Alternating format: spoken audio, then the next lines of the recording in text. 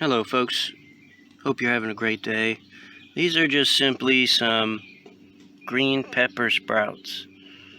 I've kept them in the understory to keep them out of the sun. I didn't want the sun to scorch them as sprouts. And then also, the bugs are not here in my pool patio where these are located, so they aren't being eaten by bugs. The ones that I tried to start earlier this year seem to get a little bit chewed up by caterpillars and whatnot. So I want to see how these survive through the winter. It's not going to get that cold here in Zone 9B of Florida. So hopefully I can get these peppers growing and doing well. I'll keep you updated and posted on the progress of this story. Thanks for watching and have a good day.